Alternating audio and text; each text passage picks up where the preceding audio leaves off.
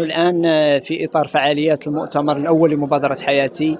هذا المؤتمر الذي نعمل فيه لأول مرة كمؤسسة جمعوية على التصويت الإلكتروني، وهي تجربة نوعية وفريدة تسمح للمؤتمرين والمؤتمرات بالتصويت من خلال الهاتف على من يروه مناسبا. نعمل كذلك على وضع مشروع جديد للعمل الخيري الاحترافي داخل مدينة العيون، ثم الانفتاح وتأسيس الفروع الجهوية ثم الإقليمية بجميع ربوع المملكة.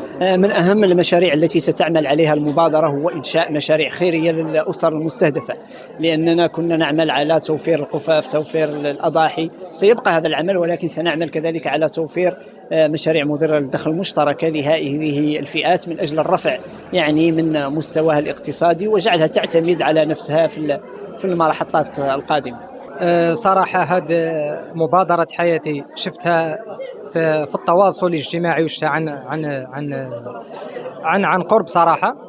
ملي شفت العمل ديالها عمل رائع صراحة اللي كتقوم بعمل إنساني، وانضميت لهذه المبادرة، هي مبادرة حياتي، ومشيت معهم حتى أنا كذلك كمبادر ولله الحمد. وحققنا عدة مبادرات داخل مدينة العيون وخارج مدينة العيون، وبالضبط في مدينة تارودانت النواحي ديالها في الزلزال اللي كان أطراف في السنة الماضية.